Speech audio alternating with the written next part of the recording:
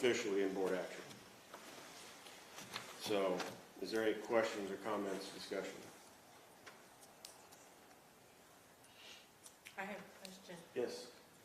This has not been paid then at all? This 15,000 has not been paid, and we're Not going to pay to it my now out to knowledge. ARPA? Not to my knowledge. Okay. Okay. Part of the, yeah, part of the sign-on has been, but it's in his contract that, it's actually in the contract that all of it would be paid through ARPA, but the board never acknowledged the expenditure besides the contract. So I was wanting to make the motion in a full board setting that would establish the remainder of the funds. But my question is, you're not going to go backwards and put money back into an account and take money out of ARPA and refund an account that this 15,000 has already come out of? What I'm asking you, has this been paid out of any other account? No, That's all I wanted. not this one. The part of it has, I think, but this part has not. Okay. Yep. Any other questions, comments, concerns? Hearing none, roll call please. Mark Bennett, Yes. Teresa Bay, Yes. Tim Brown, Yes. Carol Cole, Yes. Julie Edwards, Yes. Martha Fernhaber, Yes. Clay Hardy, Yes. Nat Martin, Yes. Sean Marks, Yes. Tad Mayo, Yes. Tim Morse, Yes. Lori Nelson, Yes. Bobby Warman, Yes. Cindy Ross, Yes. Don Tate, Yes. Brent Wallace, Yes. Jeremy Williams. Yes. Motion passes unanimously. Thank you. Item 6 is discussion and vote to accept the bid submitted for sale of surplus vehicles from Sheriff's Office, Probation, and the dive team. Is there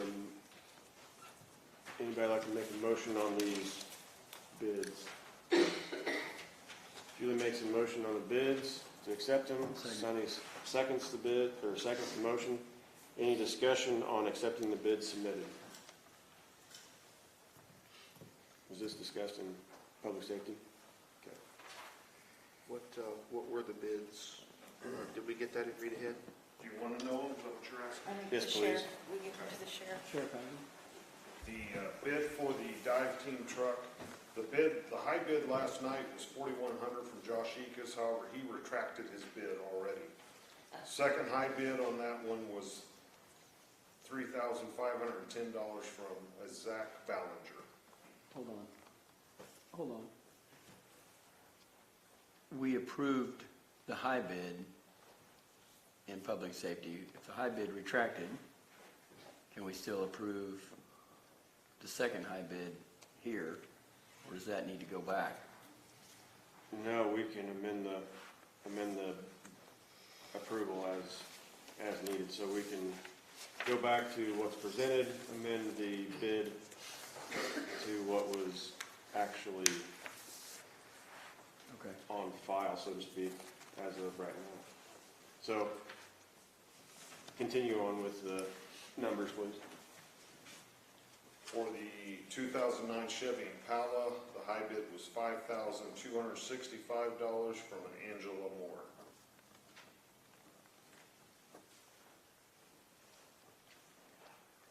On the 2010 Ford Explorer, high bid was $2,952 from Tim Baumgarten. Okay, so I had a motion and a second to approve of the bid submitted. We need to make an amendment to approve of the runner-up for the dive truck, correct? 03 F-150? That's an 03 F-150, correct? That is, yes, 2003 Ford F-150. So Martha makes the motion to amend the bids as presented to the runner-up as presented. Is there a second on the motion? Mark seconds that motion. Is there any discussion on that amendment? There's one more vehicle. Oh, sorry. Yeah. Okay. That would be the 2000 Chevy G3500 van, and the high bid on it was $1,000 from Clayton Carpenter. Thank you. I Yeah. thought there was three. I guess there's No, four. there's four altogether. Okay. So we have an amendment to the original presentation. Is there any discussion on the amendment? Can I have that dollar figure again for the runner-up F-150? What's that? 3510, Excuse me? 3,510. Oh, That's correct. thank you.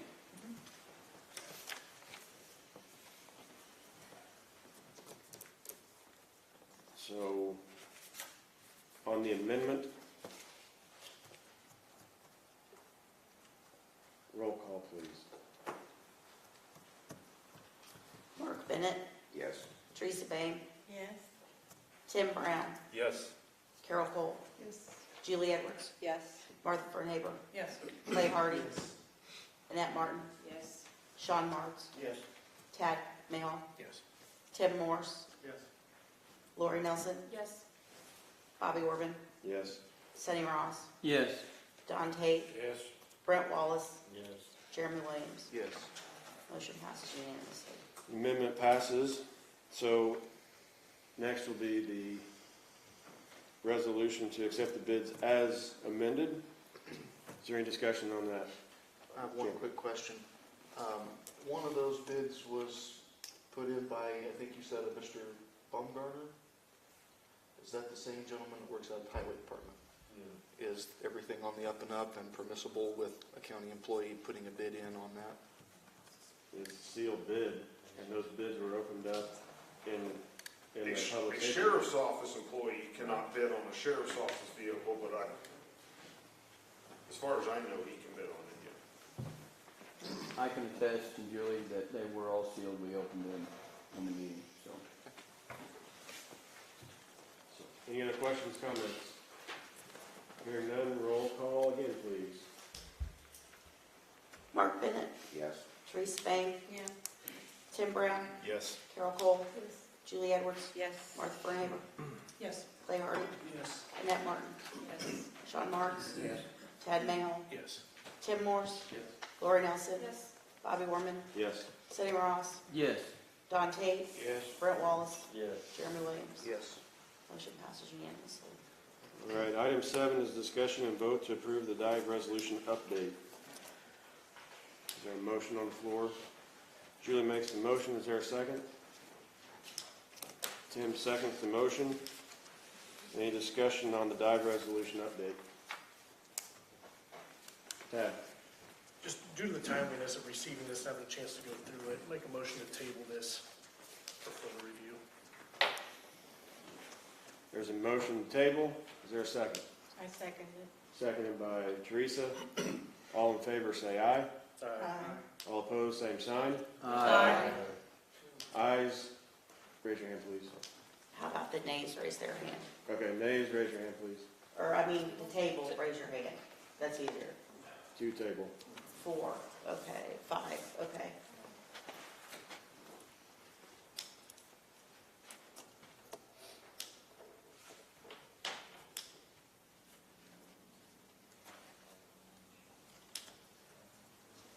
Five to table.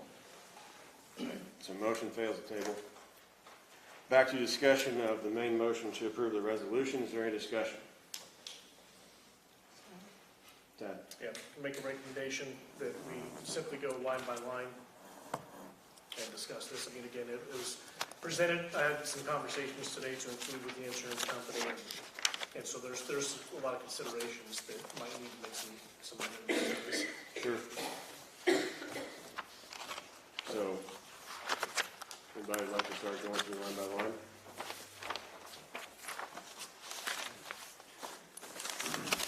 You just need someone to read it line by line?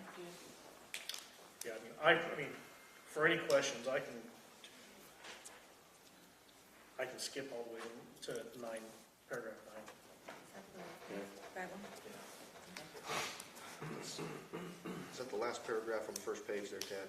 It's very possible it is. I edited mine, so I would assume that that's probably true. Yeah, I think so.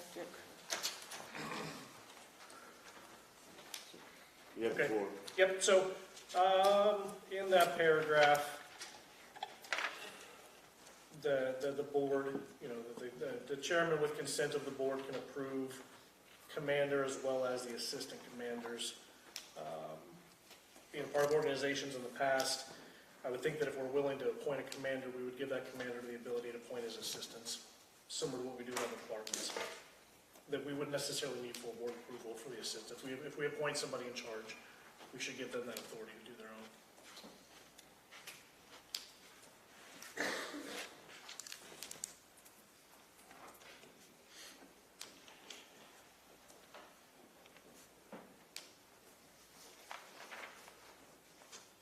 Was there a reason that the, That was written that way? yeah, yeah. Yes, absolutely. In typical emergency services organizations that I'm aware of or have been affiliated with, the complete leadership structure officer are appointed by the board that oversees them. The individual members that don't have leadership or officer type status are not appointed, but the officers are.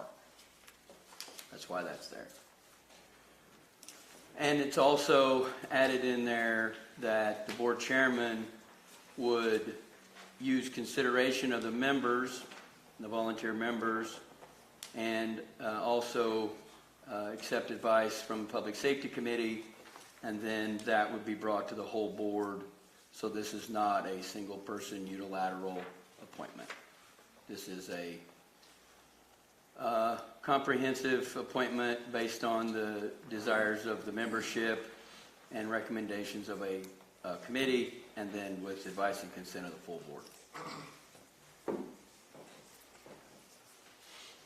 I'm taking note of the amendments here, so if you want to continue on, or have any more discussion on this particular point. No, I think, but I mean, again, it was sent last minute, so I think there's a lot of discussion that has to take place, right? I mean, let me be very clear before we go any further, right? This is a very contentious issue that we're 7 months into.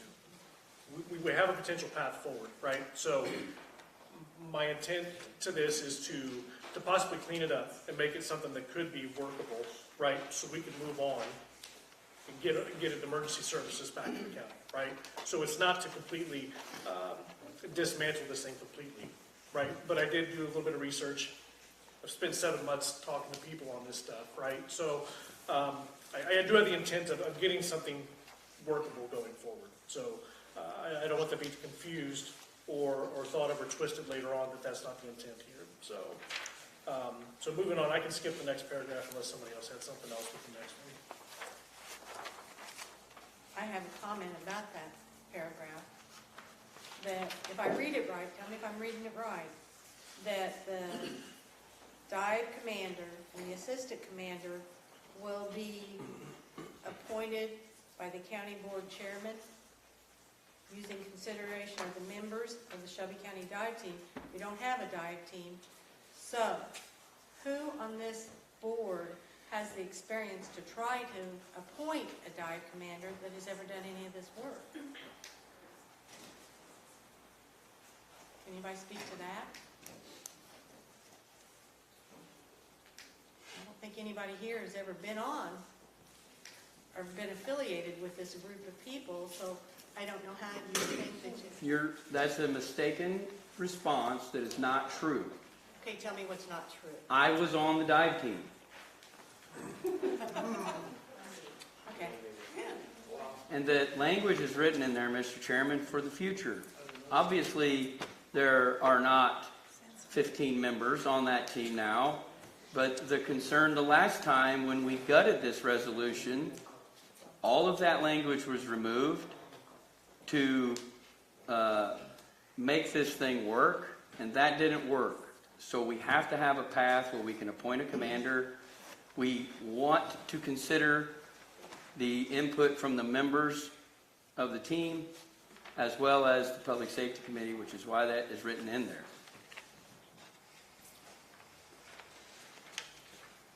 Does that answer your question?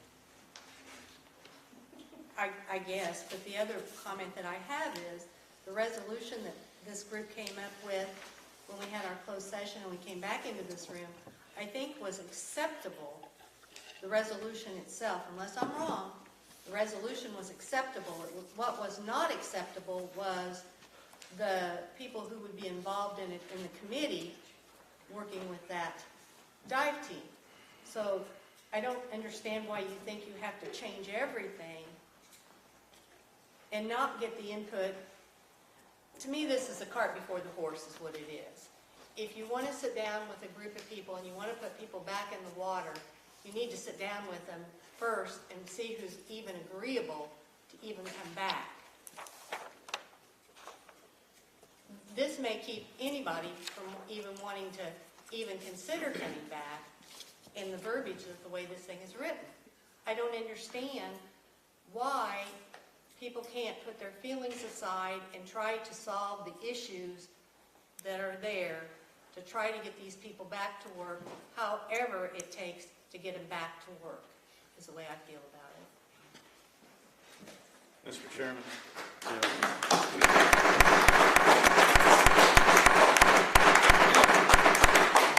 Please, we're trying to conduct business here, we're trying to have a conversation. We don't need interruptions from the crowd. Tim? Teresa, I'd like to point out that I communicated with Austin. I made it clear to Austin that I do not have the authority to call a special meeting. But I did propose, Austin, if you and the dive team would attend a special meeting where we have one agenda item, let's try to address and solve this dive team issue. I'll go to the chairman, I'll try to sell it, and maybe we can do this. And I asked, Austin, would you and the dive team cooperate and meet with us? Austin did not use the word no, but he did not agree to do that. So when you're talking like we are not willing to meet and we are not willing to sit down, I'm sorry, but I think it's the dive team that is unwilling to meet and unwilling to sit down with us. I can forward you the email. I will. Thank you, Mr. Chairman. Yeah, to that point, I have that email and his follow-up response to that, and it was a little bit more cordial than that, to be fair to Austin. But he did not Hold on. agree. It's my time, sir. Thank you. So he was much more cordial than what you're trying to put on here. And if you'd like, I can forward that response as well, because he did consult with me on this. And he is willing, but it was the stance of a special meeting to put taxpayer money at risk isn't necessary versus maybe a smaller committee, group of people, to come to a table to hammer something out that might be workable, that when we do come back together, it could be agreed upon. That's a little bit more representative of what he sent to you. I don't know what that's going to accomplish, Tad. Let's get the full My whole board. point to that was you were misrepresenting what he stated. Let's get the full board and the full dive team. Let's sit down and let's talk about it. I won't disagree And with that, Austin and did I don't know not- if it's the cart or the You're horse. allowed to give now. And It was Austin- still my time, he wasn't recognized. So, Okay. I'm sorry, JC is not a part of this, and I don't think we need to be swearing at him. That wasn't a swear word. Anyway, maybe this is a path forward, I don't know that. But we're gonna be here a little bit to hammer some of this out, right? And I'm okay with that, if that's what it takes to get there.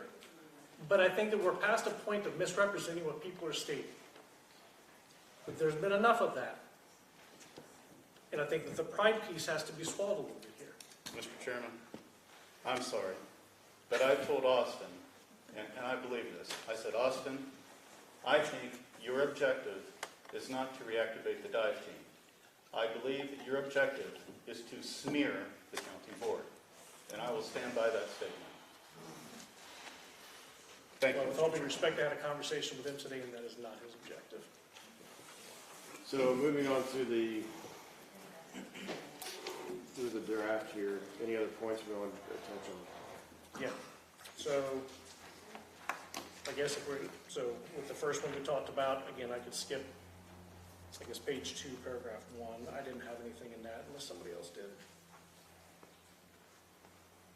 Hearing none? So with the next one, which talks about the training requirements, emergency response diving international being listed as one. I believe the previous resolution had or equivalents, and it's also what the state policy also talks about equivalents, and it lists the equivalents here. And I think that would be fair to list what those equivalents are in here, right? So there's times that standards from EDRI, which is the public safety arm, SDI, TDI, RDI are apparently all from the same company. ERDI is just the public safety arm of that company. But there's a few others that probably should be listed since they are suitable equivalents to the standards, right? So the point to that would be is maybe there is somebody out there that's used one of these other recreational services that would apply.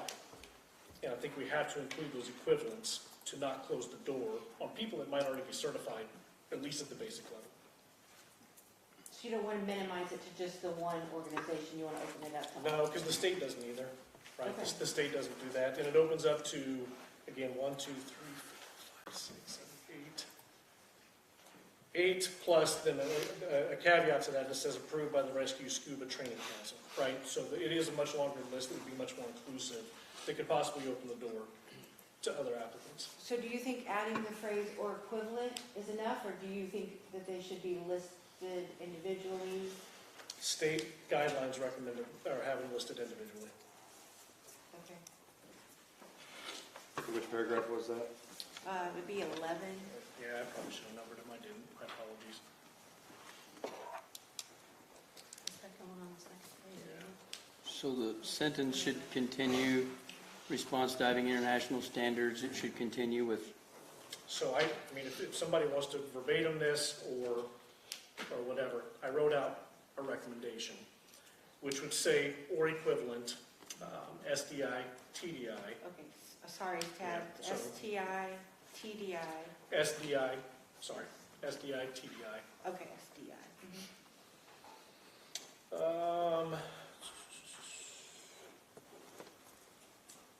Dive Rescue International.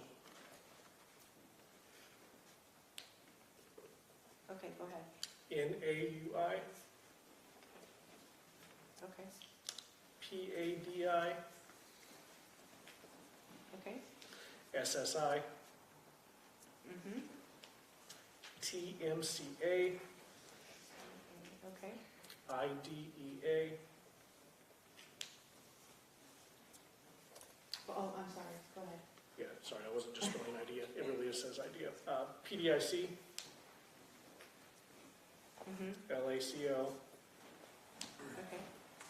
and others approved by the Recreational Scuba Training Council.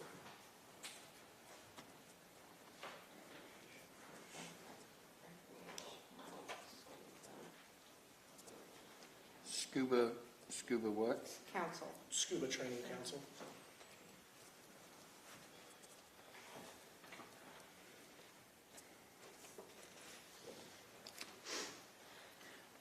Mr. Chairman, on that issue, I would defer to Ms. Martin with the statement before that the only reason that's in there is that is the standard as communicated from the former dive commander that he was training to.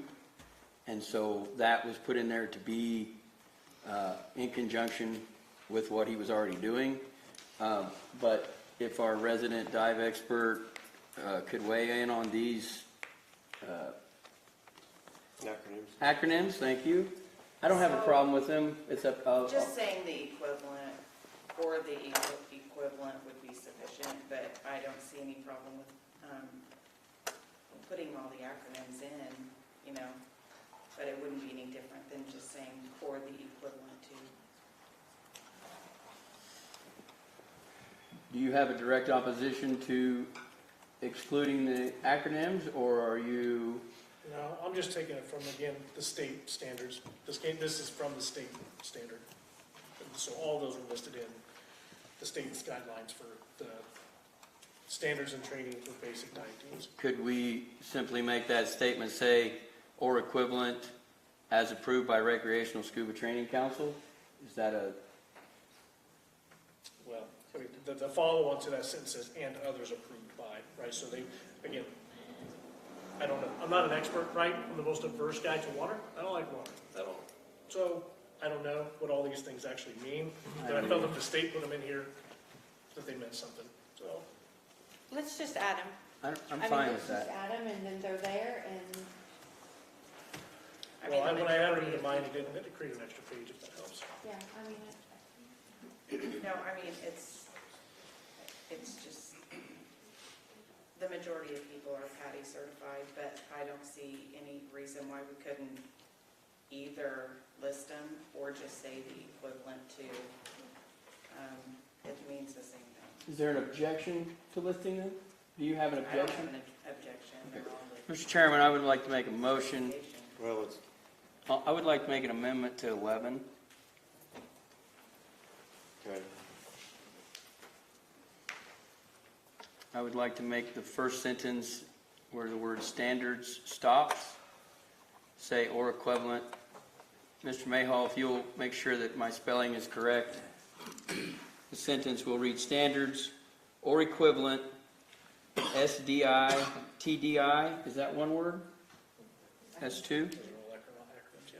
Dive Rescue International, and AUI, PADI, SSI, TMCA, IDEA, PDIC, LACL, and others approved by Recreational Scuba Training Council. Yes, I'm sorry, that LAC, LACL? oh, LACO. Yep. Okay. And others as approved by Recreational Scuba Training Council. Okay. Can I get a second to that, please? I'll second it. Okay, so the amendment is what he just rattled off. There's a second by Julie. Any discussion on the amendment? We've had a lot of discussion already. Hearing none, all in favor say aye. Aye. All opposed, same sign. Motion carries on the amendment. So moving on, that I'll return the floor to you. thank you.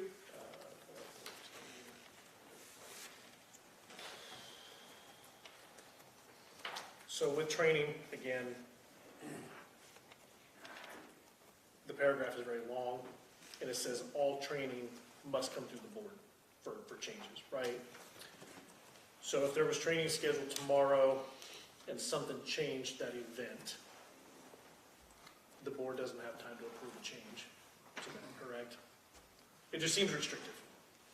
To not allow for the commander to make a decision that weather conditions or whatever change a training event. Right. Can I answer that? Yep. Thank you, Mr. Chairman. So to answer your question, I think, is the language is restrictive and would not allow any flexibility for seasonal or other types of changes, be that pop-up trainings or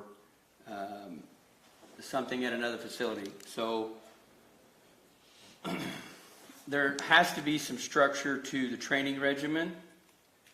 It needs to be an annual report that is produced one time and approved by the public safety, so that the public safety is reviewing those documents and acknowledging that the training objective, the public purpose, and the procedure used to objectively assess is being met. Now, down at the bottom, there's an if. And I'll note that that training regimen only needs to go before the Public Safety Committee. It does not need to come before the full board. The if says if conditions arise that require a change in the training schedule, or conditions arise that indicate a change in the training schedule would be more beneficial to the Shelby County Dive Team, the commander will communicate those needs and request the change to either the Public Safety Committee chairman, not the committee or the board. If the Public Safety Chairman is unavailable, the needs and requests for training change can be made directly to the County Board Chairman.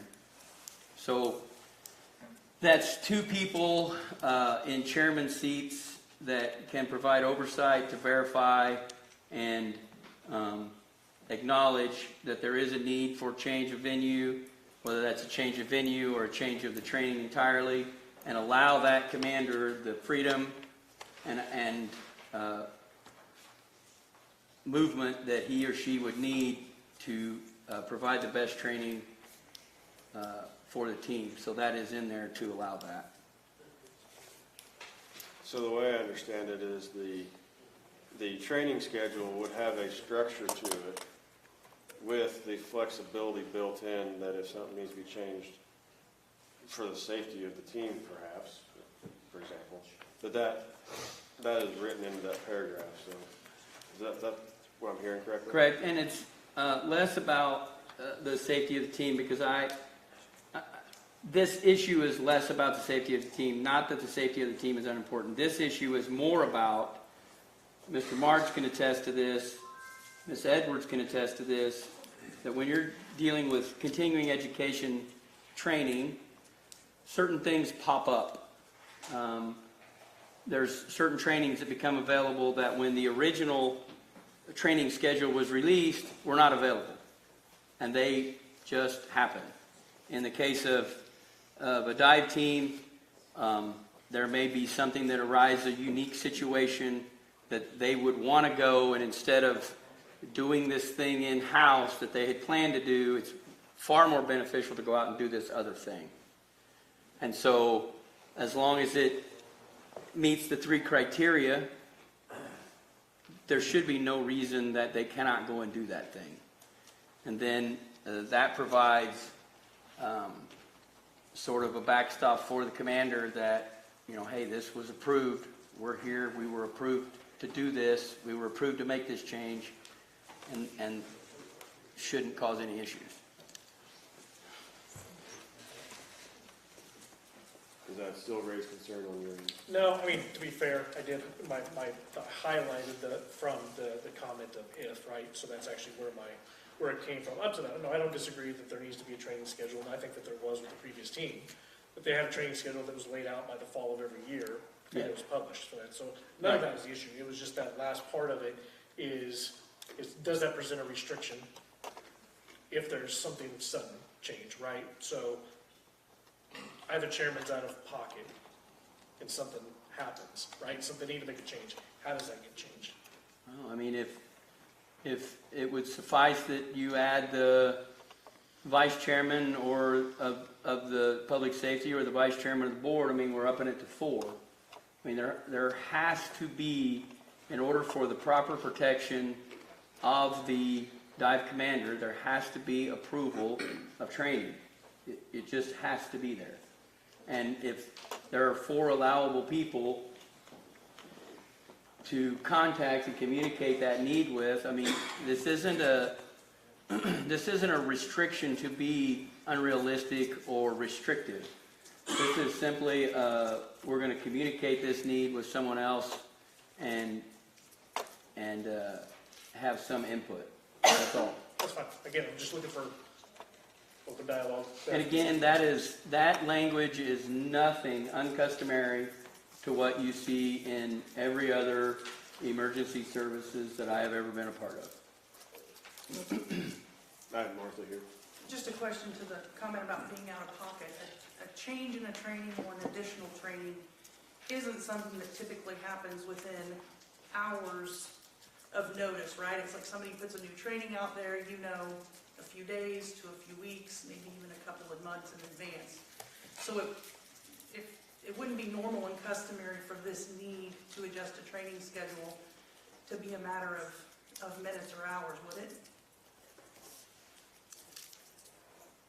I mean, I don't know that I could give you a scenario where that's the case.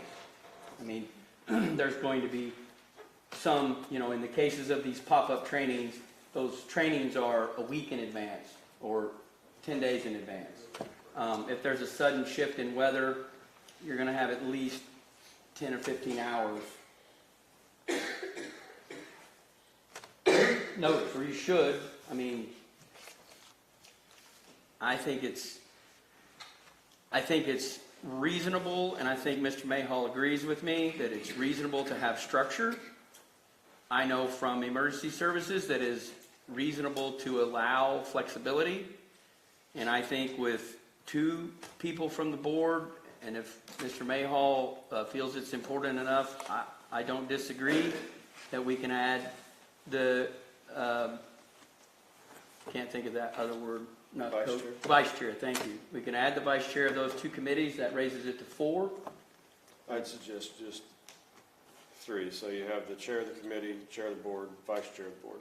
There really is no vice chair of the committee. Is that an official amendment to paragraph 12? Yes, sir?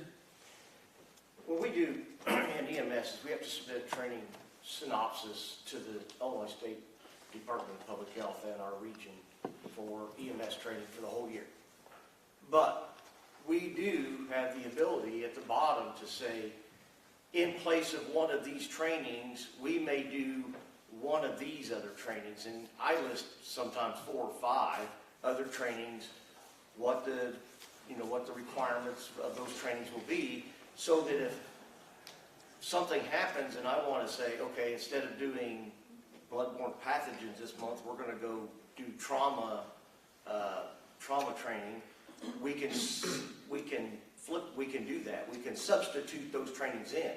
What I would recommend to the commander of the dive team or whoever puts their training together is to list some optional trainings that may come up from time to time that they want to do a substitute and get that approved in ahead of time so that they can. So let's just say we're getting 5 inches of rain and they want to go, instead of doing equipment maintenance this month or scuba gear, whatever, they want to go out and do swiftwater rescue. Have that listed in advance and then they can just substitute that in there. And then really it alleviates the need for running out and calling people to get this. I mean, I think there's an easy way around it. I don't think it's as restricted as it needs to be. I think if there was some thought put into the training plan, that could be done. And I think it could move us along and we could get this all put behind us. That's what I think. That's my opinion. So does the language as written permit all what Mr. Marsh just alluded to? I don't see anything that would limit that in this language. Just says a yearly training plan. It just says an annual training plan, yeah. He can submit 15 months or 18 months worth of training. He's just going to do that training in the year. And I don't see, if that's training that's been approved by the Public Safety Committee, I don't see any reason why that training can't be subtracted and moved around like that. I don't see why this is restrictive and wouldn't allow that. I mean, that's just my thought. Yeah, no, and I would go back to you then, I guess, with any of that, then would that language restrict you from pulling from your bottom?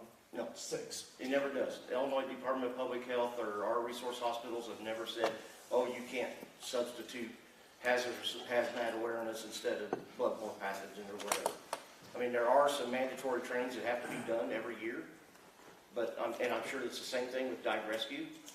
I haven't been on a dive team in years, but I would think you could build that in, and it could be. There's a way to work around it, I think. I don't think it's as restrictive as everybody thinks it is, because you think it's 12 months and we're only going to put 12 trainings on there. You could put 18 trainings on there. You're just going to do that many trainings in a 12-month period. Okay. So Of those subjects, and you could repeat subjects too if you want to. They can train 100 times a year. More training is better. So we're amicable to the language as written? Yeah, same, with the point that he made, that if they can build in 18 items, 6 are flex, that would be fine. As long as there's a caveat that they don't need to make a phone call to make that change. And then adding the vice chair of the board, is that, I mean, with this flexibility, I'm not sure you you don't think can, it right? needs to be done? No, I mean, as long as that's something that can be worked. Okay. Again, I don't know, I'm just asking questions, I'm not a dive team member.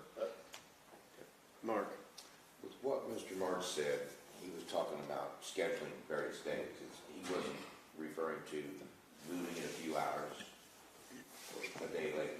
He was basically addressing scheduled trainings and going to a different training instead of doing the one he was going to do. It wasn't about adjusting, because the storm's coming through at 9 o'clock in the morning, we're going to adjust it to 3 o'clock in the afternoon.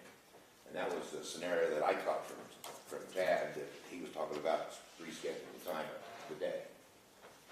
believe that's what this is about. Our typical training is, in January, we're gonna do this, February, we're gonna do this, March, we're gonna do this, and we list a month, and these are the trainings we're gonna do. And then at the end, I list 6 alternate trainings that I could substitute into any one of those months, or I could substitute all 6 of them into 6 of those months. It just gives me the flexibility that if I want to do something else, that something came up, like live wire training or whatever, with my EMS personnel, I can do that without having to go back to IDPH or the resource hospital to get permission. It gives me flexibility in my training. And just to piggyback on Mr. Bennett's statement, the language of having the ability to call the chairman for a change, that can be, and that's additional flexibility for a time, for a venue. You know, if 18 are baked into the annual training and then this other thing shows up, they still have the flexibility to call the chairman and say, this isn't 1 through 18, but we really need this. Okay, this meets the public purpose, this checks all the boxes, do it. So I feel like it's about as flexible as it can be with having, while maintaining structure. Okay. Moving on. Tam. I don't have anything in 13 necessarily. 13. And then 14, so 14, so I did speak to Mr. Smith today with Gallagher, who then he had to call me back. He said that you spoke to Rich, is it Deluska? I don't want to mispronounce the name. So we discussed a little bit about workman's comp, right, which boils down to workman's comp. Are they protected, right, from those things? And I asked a lot of questions because I pulled up the workman's comp statute and I didn't have time to read that today. It's a little bit big. So basically, so the difference is he discussed with me fire, police, civil defense, those things are listed, right? So potential for workman's comp for a dive team might be a little bit different. So we had a discussion about payment, and a discussion about payment. Does payment help with that? He said, really, payment's not necessary for them to be covered. Payment would assure them to be covered, right? It would pay. Which led to the conversation of the language here, which is reimbursement. So reimbursement not being payment, and again, I'm not an expert, but reimbursement not being a payment per se may be language that voids everything we're trying to do here. And so, I know some of the districts pay per meeting attendance, pay per call. Based on the discussion and my understanding, removing reimbursement and just calling it payment, right? Payment X number of dollars per call would eliminate any potential conflict of a reimbursement voiding workman's comp. Sean. You know, I was watching the public safety committee meeting, and there was some good discussion in there about how many calls and $20 a call. Do we know that if we, instead of paying them $20 per call, if we did like our fire department does, they pay them per training. So they do X amount of dollars per training, and that way they know, and if they do more than one training in a month, they just get paid one fee for that month. And that way that's a set amount every year that they know what that amount's going to be. Sonny, do you know if that would suffice with the insurance company? Mr. Chairman, thank you. So to Mr. March's question, the amount of money, the number of times can lead to a budgetary crunch on a department that already doesn't have a very big budget. So we were trying to be conscious of that and still meeting the prong of a paid volunteer versus an unpaid volunteer. As Mr. Mayhall stated correctly, I have spoke to Rich. I did speak to Rich today. We arrived at $20 simply because of things in my own personal experience of what I am paid for different things. and we landed somewhere that we felt like the budget could handle, and was not $1 a call, or $2 a call, or $10 a call, but was a number that realistically, and the reason, I'll address Mr. Mayhall, the reason that it was defined as reimbursement for expenses, that was the language that I got from him. Now, if that language is an error and the treasurer does not believe there's a problem if we strike the word reimbursement, I don't have a problem doing that. I don't have a problem striking the word reimbursement. I think that's fair and reasonable. Every conversation that I have had has always been, if they're not paid, they're an unpaid volunteer, which means they're an independent contractor. And if you're an independent contractor, you're only covered by your own workers' compensation. And I think that we would be very remiss if we failed to cover them under workers' compensation. And I would be incredibly disheartened if the word reimburse caused an issue with that. That's the purpose of that paragraph. I'm not going to argue or disagree with Mr. Mayhall. If the word reimbursement needs to be stricken to ensure that that does what it's meant to do, by all means. So, I have a question about, well, it's just this discussion about reimbursement also for tax purposes. Would that be considered non-taxable since it's a reimbursement? I'm wondering. If it is a reimbursement, perhaps it could be considered, and maybe that was a poor choice of an adjective per conversation. I'm sorry. Maybe it is the right word to use. So per It's a the good question. treasurer, we had conversations about this, and there was conversations of W-2s, W-4s, being a biannual payment. Based on the 911 data that I have, the average, now I understand averages have peaks and valleys, the average was 10 calls a year. There were 15 on the roster. The roster had 17 slots. So 17 times 20 times 10 is $3,000. Per member, that's a couple $100. So it's not a large amount of money to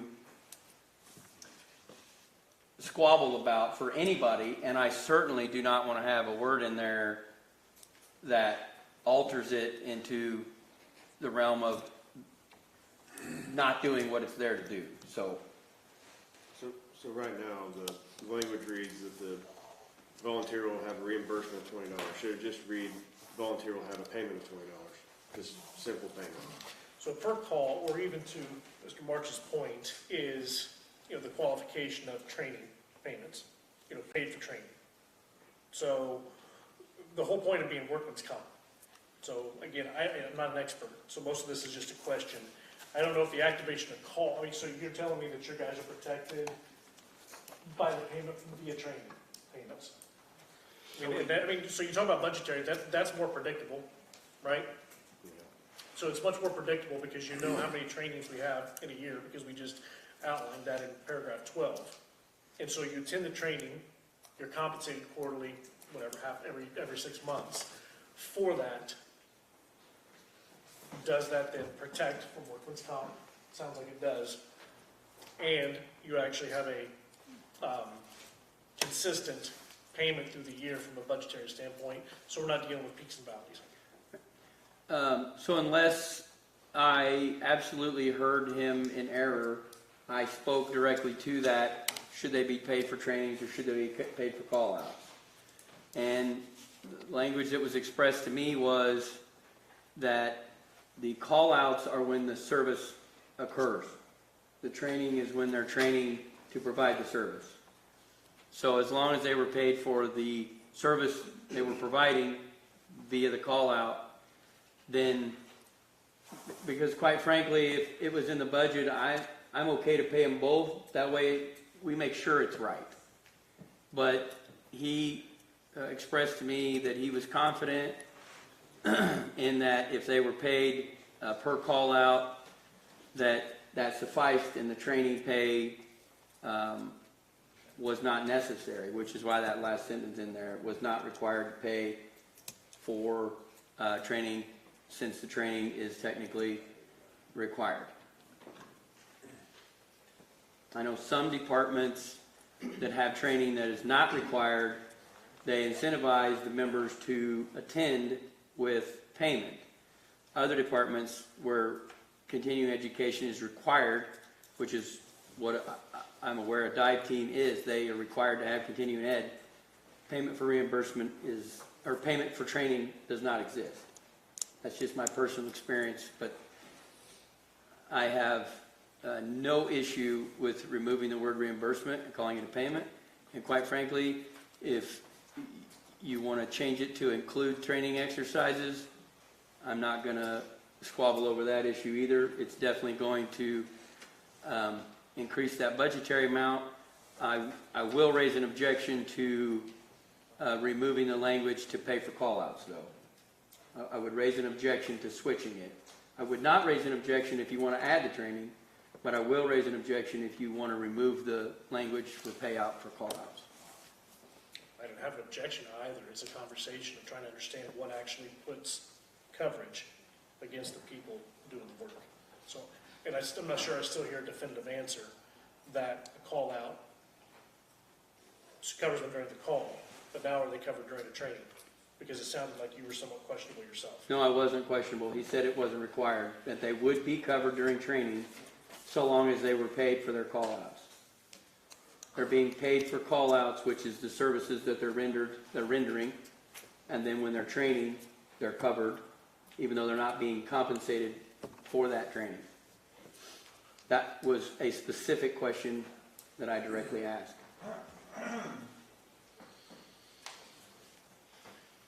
Mark? As Annette said, difference between reimbursement, payment, and for each person to decide on their own. The reimbursement is to pay back expenses. A payment is a payment for doing a job. How that falls under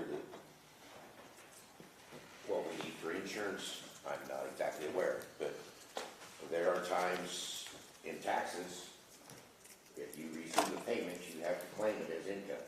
Right.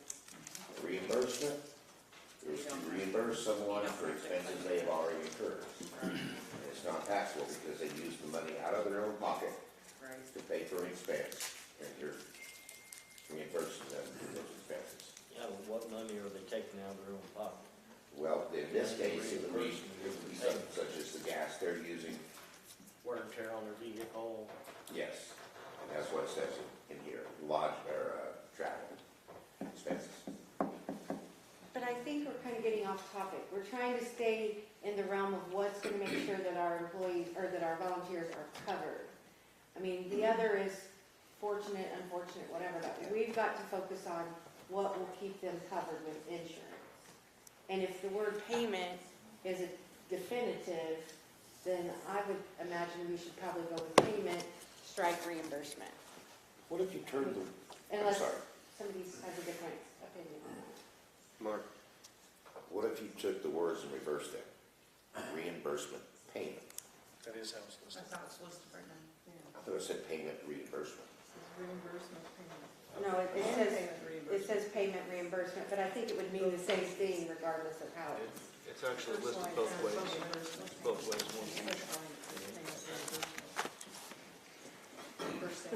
Yeah, so it says it both ways. Yeah, I see So just remove the word reimbursement. Martha? Sonny, did Rich make a specific comment to you in regards to the word reimbursement? Being there or not being there? Do you have any concerns with striking that word based on your conversations with Rich? There was conversation about that, and to be honest with you, with me, he interchanged the word reimbursement and payment, and referred to it as a reimbursement payment for the expenses that they incurred. That language is directly from some of the conversation that I had with him on the issue. So if we keep reimbursement payment in there, if I'm hearing this correctly, they're going to be able to avoid being taxed on it, but if we take out reimbursement and solely use the word payment, they're gonna have a tax liability. Is that, am I hearing that correctly? If it's a reimbursement though, for what Mark just read, you shouldn't have to. So why I wouldn't necessarily be in favor of striking the word reimbursement, because now we're asking them to incur a tax liability. And I don't know that that would be our intent. Our intent is to get them covered under the workers' compensation. And if the term reimbursement payment is enough to get them to be considered a paid volunteer and coverage, I say we leave it in there. I agree. Clay? I just got a statement and then a question. I want to thank everybody who's been working on this, because I know you worked out hard. We want to get this situation taken care of. We all want that. But I'd like to get things done. Sometimes, you know, you like we call them cowboys. You want to get stuff done, and you go at it real hard, and you mess stuff up on the way. The same thing happened to us and the Road and Bridge Committee. We had a guy come in, and it was supposed to be sealed bid, and one guy shows up, and he wants to buy the track hoe, and he offers $20,000, and then Mark says, we can't do that, it's not a sealed bid. And at first I wanted to, I thought, oh man, what are we going to go through this for? So we can't do this, this is illegal. And so we held it off, and so this week we tried it again. I drove in, and there was cars all over the trucks, and there was at least a dozen bids. And so instead of $20,000, we got $45,000. We got $25,000 more. So I was in a hurry. I wanted to get this done, and I wanted to kick Mark under the table for stopping it. But I think sometimes we can get in too much of a hurry here. And I don't know if going through all this right now in this meeting, it should be done in committee. And I appreciate what you guys have done. I know you're trying hard, and we want to fix it.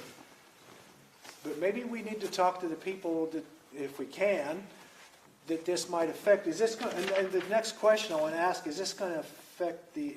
Will this affect the rescue squad? Will it at all? Is this affect? No, not at all. Well, I just I want to get this said and done too. I just don't know. I want to make sure we're doing it right, and we don't just have more hurt feelings and more people complaining. So I don't know. That's. Hey, Chairman, can I request a 10-minute recess? You want to make a motion on that? I make a motion, we recess for 10 minutes, please. Second. We'll recess the meeting till 8:40.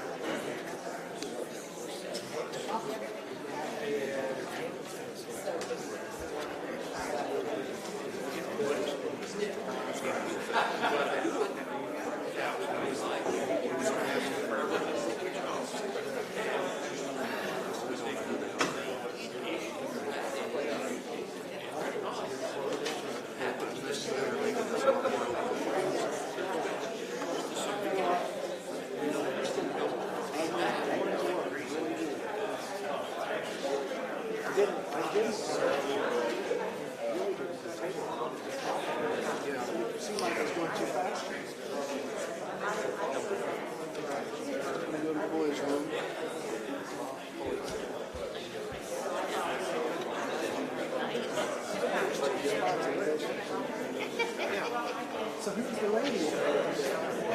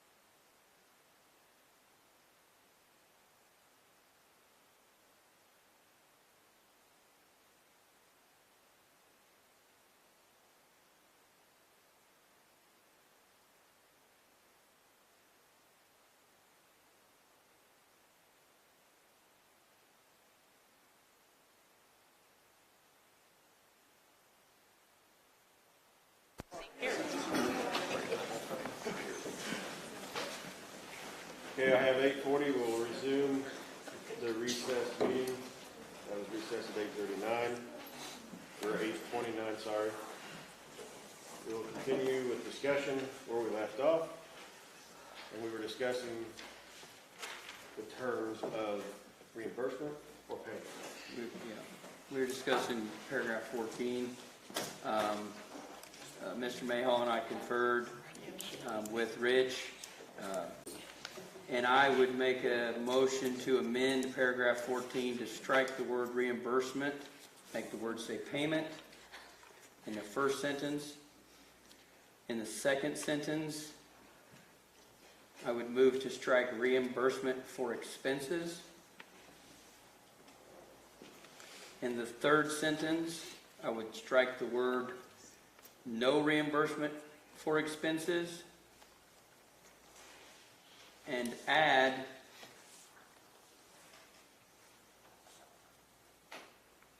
a payment of $10 paid to the individual members for training. So that word will include a payment of $10 for training exercises, whether member attendance is mandatory, optional, or volunteer, will have a payment of $10 paid to the individual members. Like a second. Second by Lori. Any discussion on the matter? Can I just ask you to read that? Absolutely. I'll be happy to. Each member of the Shelby County Dive Team will receive a payment. I'm going to read it how it will be. Okay, sorry. Each member of the Shelby County Dive Team will receive a payment to assist the members in covering some of their expenses incurred while acting in their role as a member of the Shelby County Dive Team. The amount of this payment is set at $20 per member per call out where aid or services by the team are rendered. Training exercises, whether member attendance is mandatory, optional, or volunteer, will have a payment of $10 paid to the individual members. Mr. Mayhall? Yeah, so we did call the insurance company there, and he made it clear that the removal of reimbursement would be a significant factor in making sure they're protected. In addition, paid training to ensure they are protected from that training is also necessary to make sure that they're protected. So he didn't indicate that they would deny the claim, but he said it would take a lot of barriers out of the way. Okay, I have mine. Any other discussion on the amendment? Hearing none, all in favor say aye. Aye. All opposed, same sign. Amendment carries. We want to continue on through the graph. Yeah, I mean, I'm at the finish line, man. All right, 15, Mr. Mayhall, could you give me a moment, please? I think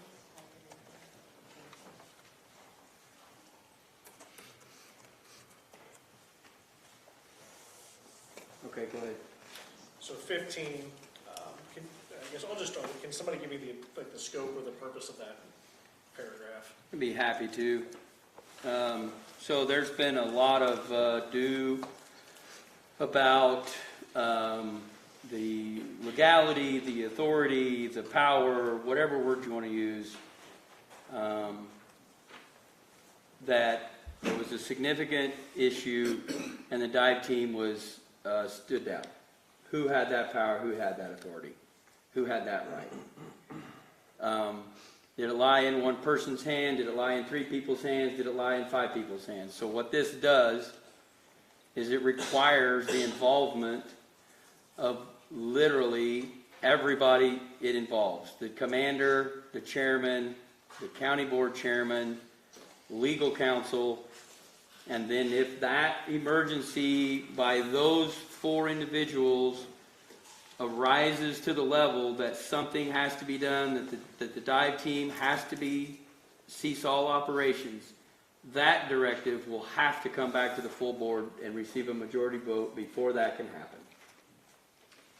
And so the question of who has the power, who can do what, is nailed down and decided. Martha? On the part about majority vote of the board, do you mean a majority vote of those in attendance at that particular meeting, or did you mean majority vote of the full board? It just says majority vote. I mean, I don't know that. I just maybe, want to ask now if that needs to be clarified, so I mean, it's not an issue ever in the. you know, maybe the clerk can help here with this. I'm just thinking that there would be a quorum for the county board to have an emergency meeting and the members present, majority vote, a simple majority vote to do that. Of course, there's going to be all of the reasons, all of that's going to be brought to the board, and then the board's going to decide. So is that language not correct, or is that? I mean, if there's a majority of your board present, it makes sense to me that a majority of those present voting. You have a quorum. Right. You have a voting body. Jeremy? Got it? All right. Ted? Yep. So in that paragraph, the sentence beginning, the power to suspend operations.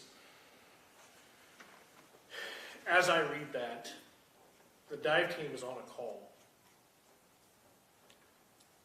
And health, safety, welfare, right, it's a risky job, right? It makes it sound as if they have to get approval, or that the authority of this board is to tell them that they stop. It's muddy wording. It's not, I don't understand like that from the power all the way to the end of what the intent of that's supposed to be, because it doesn't define if there's an insurance issue, right? It says during operations, and if they're out there on a call, I consider that to be on operation.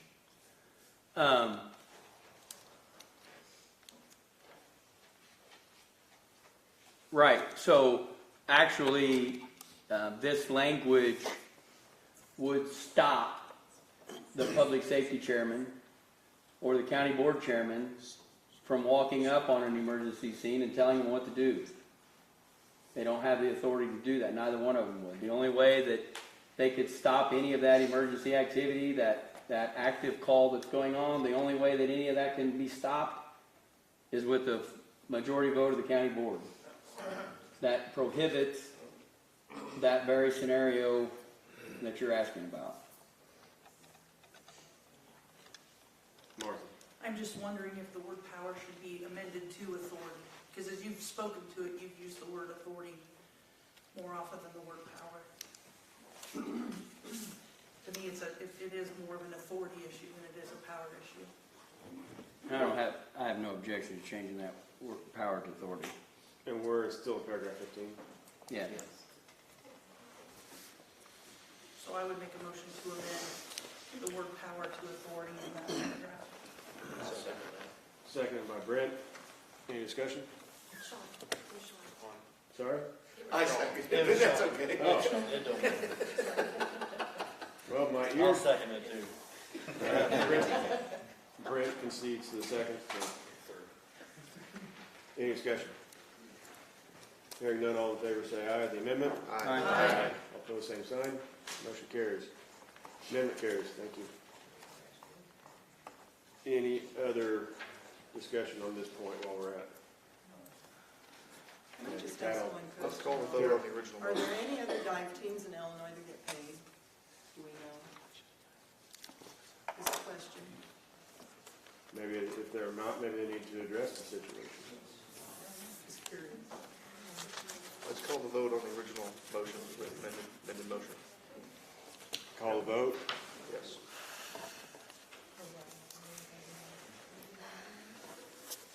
You're going to make me dig in my parliamentary procedure here.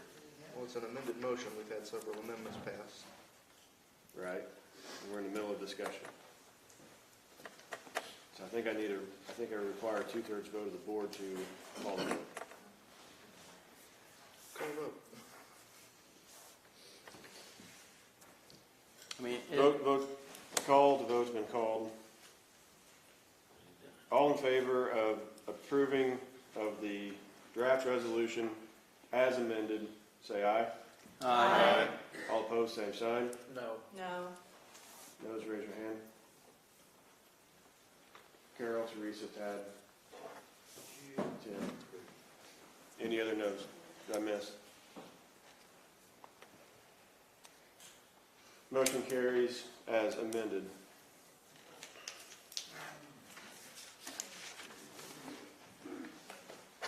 Moving on to item 8, committee reports. We approved the amendments, but we didn't approve the final. Sorry. We approved all the amendments. And then As we just- amended, but you didn't go back to the original. And then we just approved the main motion as amended. Because he called a vote on the main motion as amended. Well, to be fair, I think that was a terrible way to get out of finishing this discussion. This has been a contentious issue for 7 months. And I don't think that it was worth trying to fast track out of here when there were still some questions to be had. Item 8, committee reports.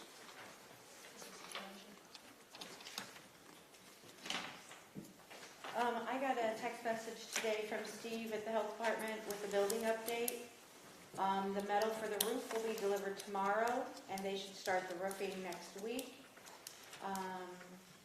The new AC units and coils have been installed, and the project is on track to be finished at the end of March. They are planning an open house in April to coincide with the Public Health Week. I don't know that that's really committee, but it's an update. What's the board, is that on? Any other committee updates? Okay. Yes. Maybe. I don't think all of the animal control bills got paid. Am I right, Jessica, that the folder didn't get picked up? No, none of the rescue. Yeah. So the bills were paid without all the bills there. We paid the utility bills and the water bill maybe and stuff, but there was a folder that didn't get picked up that was out on the table that didn't For take public it into the safety. meeting. Right. So there'll be late charges probably on some of the bills. Don't mind me asking, was it not in the box, or do we know? They didn't go to finance because they were going to public safety. I figured public safety would pick them up since they were laying right there, but they did not, so. Okay, so finance didn't have a chance really No. to. I'm just So was saying- anybody on public safety informed that there was a folder laying somewhere? They were there, they got picked up the first night that you met. I'm just trying to make everybody aware that I don't think all the bills got paid. And I just found out today. So. I'm just finding that now. Okay, I operated the meeting, but I was not aware that we normally don't see those bills for animal control or the building or the highway department. They're all looked at by other committees, so. They didn't pay. We approved the bills for, basically, that were in the box that we picked up, that I picked up. Well, I guess we need to go over what to expect as far as if public safety committee meeting, what their responsibilities are and where things are going to be left for whatever reason, if we're missing bills being paid. What? I mean, I need to know. If somebody can tell me, please tell me. Is it because of the recess? So they were picked up Thursday, that meeting recessed, and then something happened between Thursday and last night? I believe they were picked up. I don't know. I'm almost positive they were picked up, and then the meeting was recessed, and then they were laying on the table for everybody to walk by, PSC claims. Nobody picked them up, they didn't get looked at when the meeting was reconvened. On Wednesday? Mhm. Okay. Mark. Thank you, Mr. Chairman. I would like to address the highway department.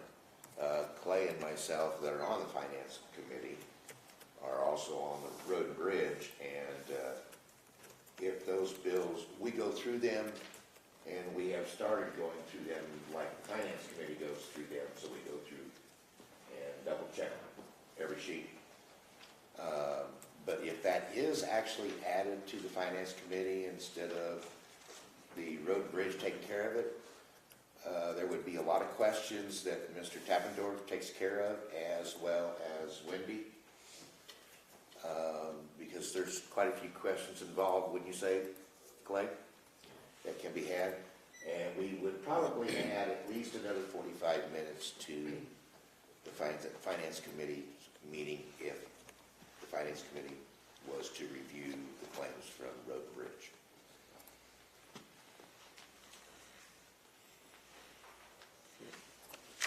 Any other committee reports? Moving on. I have no updates as chair. In appointments, I would like to put Sean Martz on public safety, Clark Amling on the budget committee to replace Lori Nelson. Then in correspondences, we have none. Old business, any old business? Martha? I don't know if this is old business or not, but I just wanted to extend a thank you to Annette, to Brian, Dane, and his undersheriff Dan, correct? And Michael Tabendorf. We met with Chris Smith, our agent from Surma, as well as Amos. And I'm not going to try to pronounce his last name because I'll botch it, but he was the loss control rep, came down from Chicago and met with us as a group just to discuss some of the things that we could do, focus on to try to help mitigate our losses in the county. And I know Brian's already had emails back with Michael, so I just wanted to extend a public thank you to those guys for being willing to participate in that meeting and focusing on the things we can do to improve our safety culture and our claims experience. I'm going to go on the record again saying Surma, Counties of Illinois Insurance Risk Management Agency, that is who we are insured with, the cooperative. They do have the ability, if they so choose, to boot us from that program.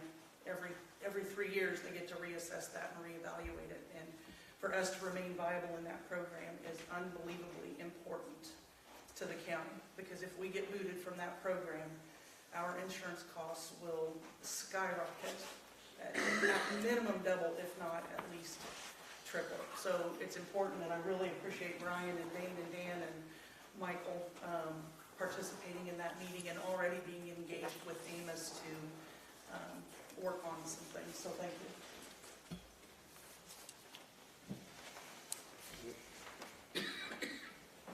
Okay, any other old business? Hearing none, we'll move on to approval of the claims. Is there a motion to approve the claims? So Martha makes a motion. Is there a second? Second. Don seconds the motion. Any discussion on the claims as presented? Claims as presented, can we not add the ones that were overlooked or missed?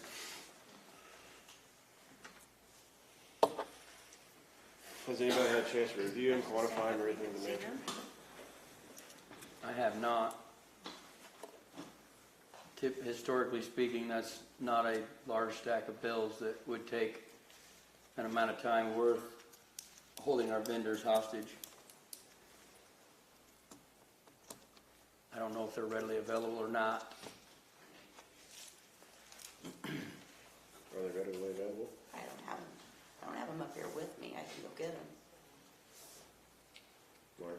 Would this be something we could accomplish, finance committee members look at them in a 10-minute recess? You're not going to have, no, because that's not Okay. compliant with OMA. You can do it like you did the community services bills and go through each one. But there needs to be clarification about who is going to look and approve those public safety bills, because we don't want this to happen again. Yeah, Yeah. or who's gonna pick them So, up and take them to the meeting? I mean, all of the bills are always left on the table outside the clerk's office, and y'all meet at night.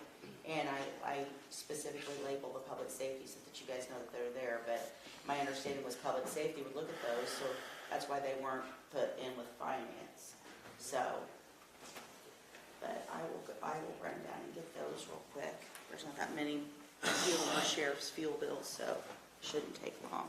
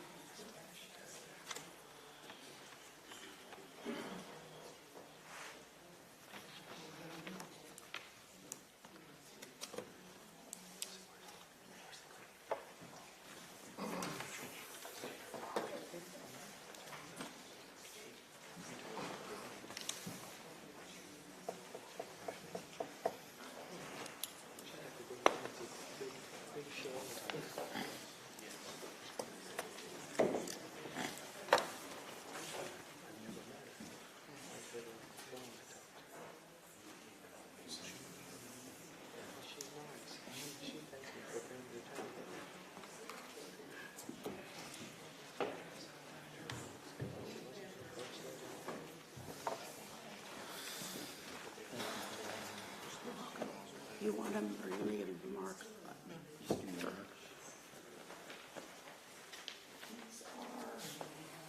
animal control, and these are mosquito.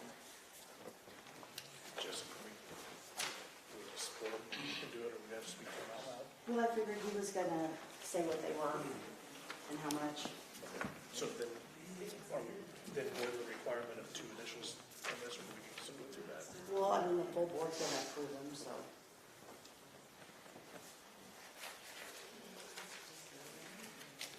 Ready, sir? Fire away. Okay. The first bill is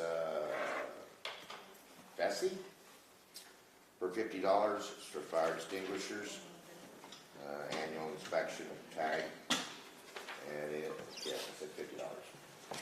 Which department is that? Animal control. Animal control. The next one is for the city of Shelbyville, cell phone bill for $42.13.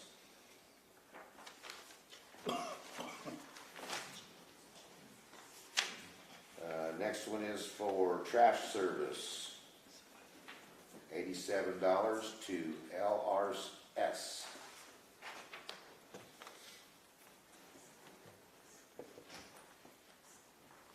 What was the trash service number, please? I'm sorry, sir? What was the trash bill? $87. I would like to pass these to another individual to double check them. Okay, yeah.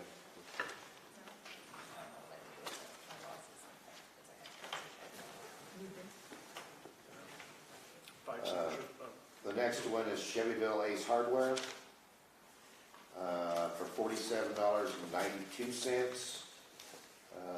It's listed as supplies, kitchen bags, cleaner, like mop head, Dawn dish soap, cleaner bowl, electric tape, but that total was $47.92.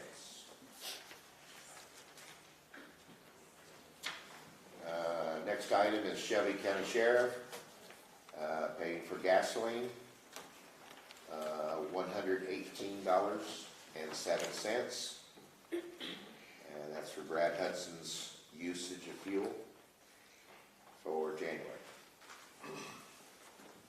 That is all the expenses, claims that get submitted for the animal control.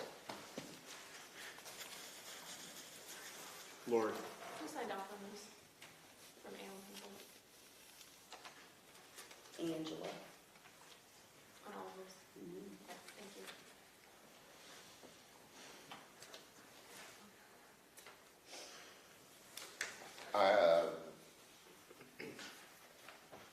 I'll wait for Ted to double check it, in case there's something I didn't see in it.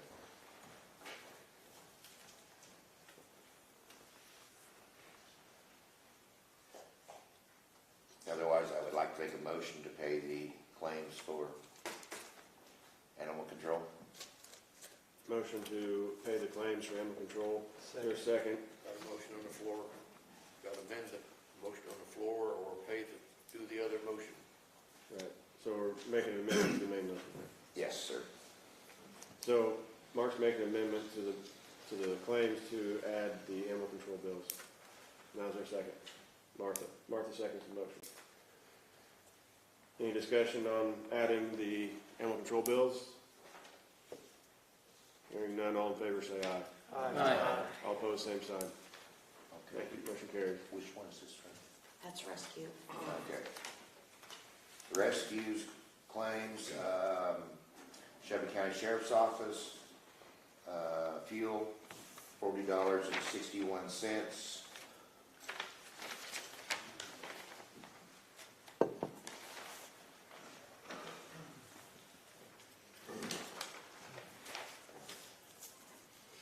It's actually dated for December 19th.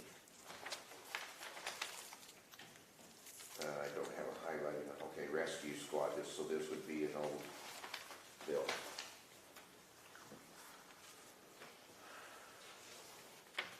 And we have a Shelby County Sheriff's Office for fuel, $28.71. The date on it is November 26th.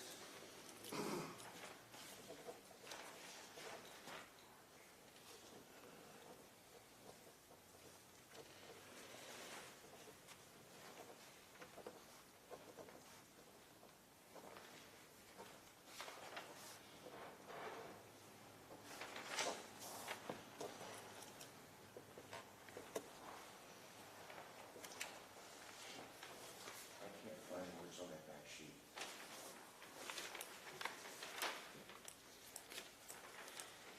The next claim is for Craig Antenna Services Incorporated. Kenwood handheld radio, $1,718.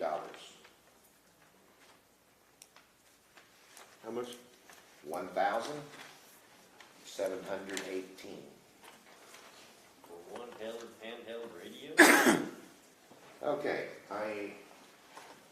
it's actually four of them at $429.50 a piece. That's quite a difference. What's the date on that? On this one? Okay. January 19th. How come we're clear back in November? Well, it's not been paid for that long? Well, those bills for fuel is from one department to another, correct? That is, the sheriff's department pays the bill for the fuel consumption at the highway department, and then all the departments reimburse the sheriff's department. So it's not exactly a bill, but it is a bill.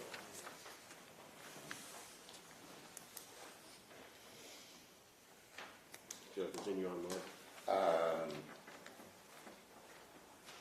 I would like to amend the original claims to include these claims for the rescue to be paid. Is there a second? Sonny seconds the motion to include the bill for rescue in the claims. Any discussion? Hearing none, all in favor, is there anything we need to continue or discuss, Mark? We haven't. No, I think we're fine, don't you, Jeff? Hearing none, all in favor say aye, including the rescue bills, say aye. Aye. All opposed, same sign. Motion carries on that amendment.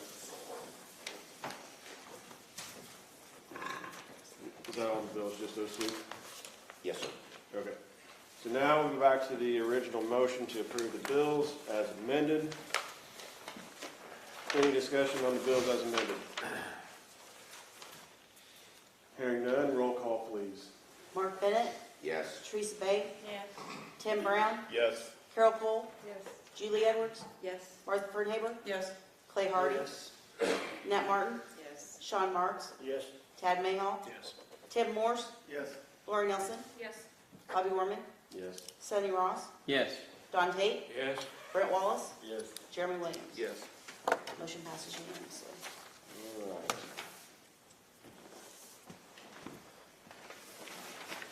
Moving on to public body comment. Is there anybody on the sign-up sheet? Nobody signed up.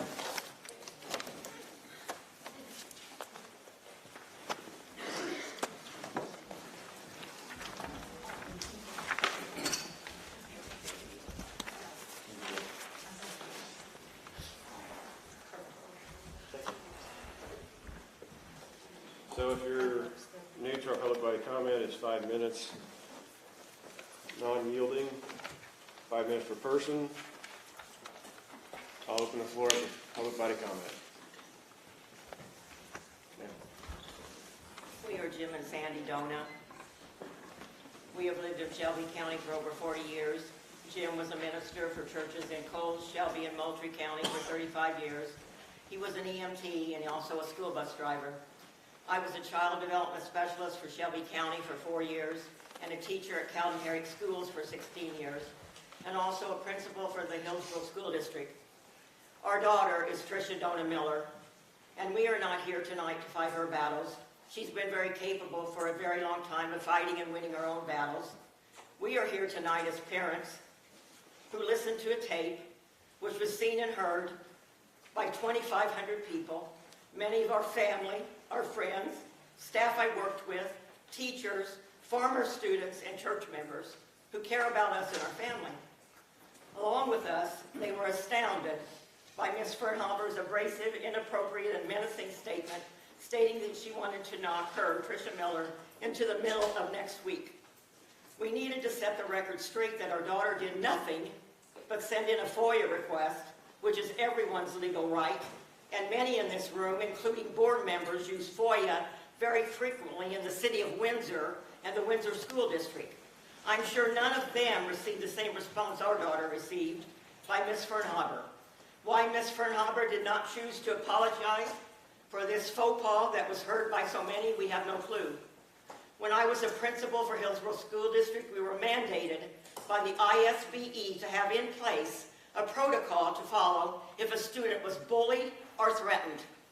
My question for the chairman to ponder and hopefully reach a conclusion is, what protocol do you have in place for this menacing and hurtful statement, which was unjustly made to a Shelby County resident with utter disregard on how it would affect our community, not just Tricia Dona Miller and her family?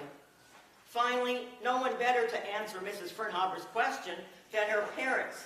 And who in the H, I don't use the bad word because my parents never allowed me to, does she think she is? Well, Miss Fernhaber, she's someone who genuinely cares about all people.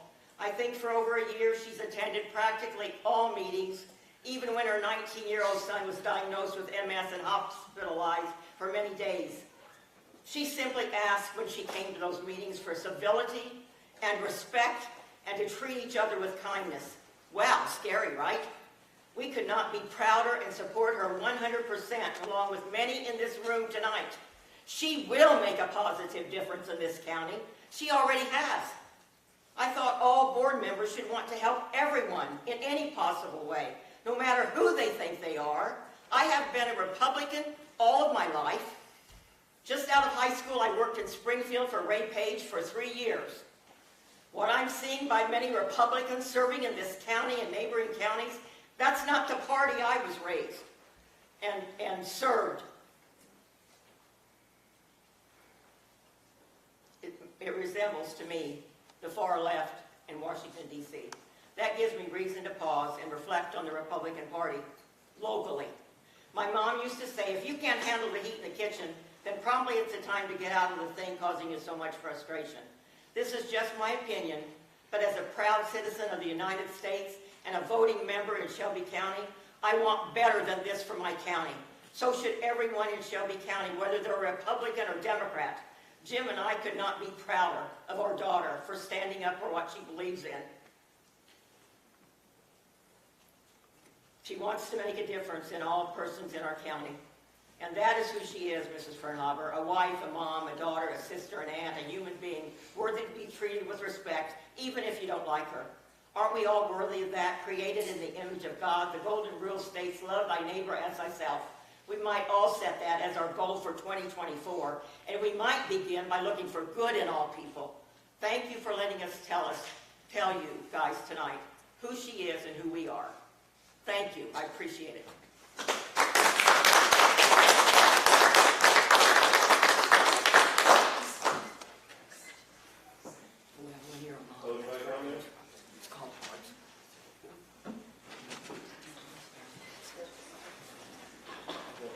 So I got to applaud Clay for using that term of cowboy and that resolution through.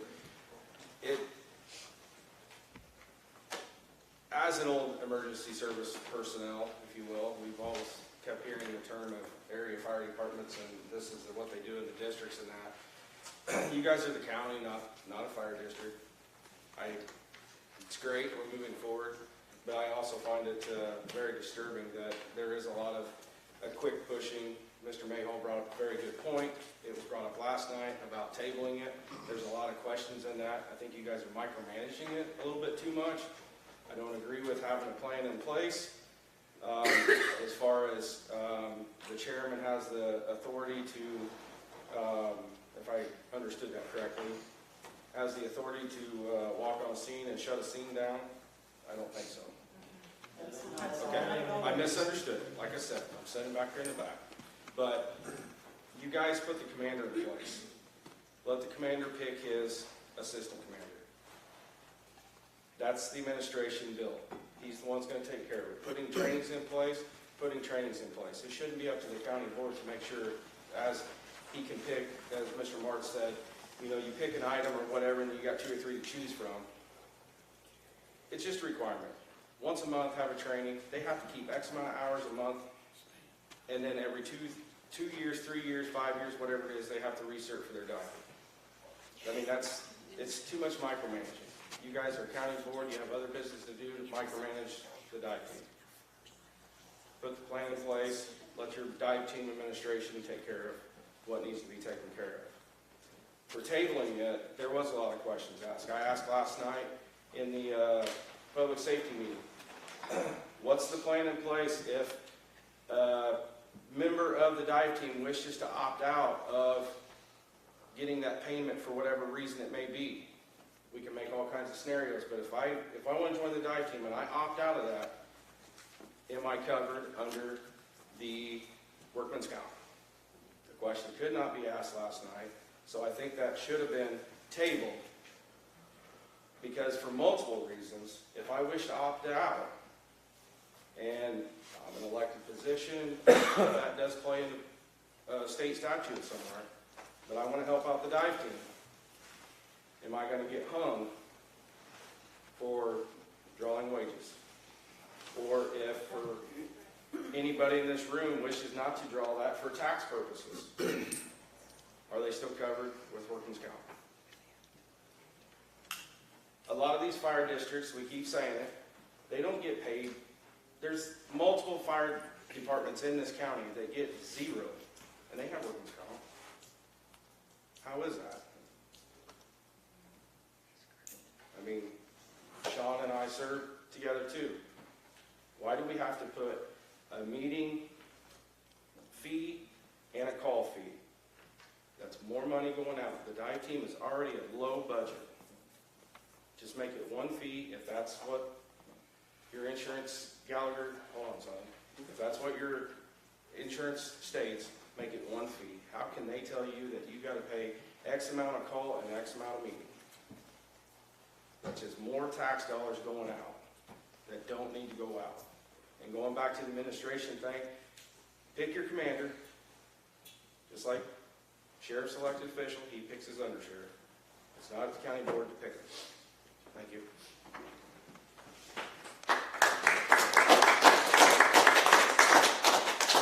Mr. Chairman, may I answer that question? Yeah. Mr. Steiner, Yes, sir. that question was directly asked today, whether or not one could opt out. The answer was an affirmative no. If the member wanted to donate that back to the county or donate that to their charity of their choice, they absolutely can, but they cannot opt out of the money. Given the scenario that you and I spoke about, there might be a case-by-case basis where we can revisit that to ensure that we get a member and we don't cause that member any problems. So that's to answer your first question. Can I follow back to that, Bobby? All right, go through your. To the second question, as was pointed out earlier this evening, the firemen are named in the Workers' Compensation Act. So they're different. It's just, you said it yourself, they're different. So go ahead. Yeah.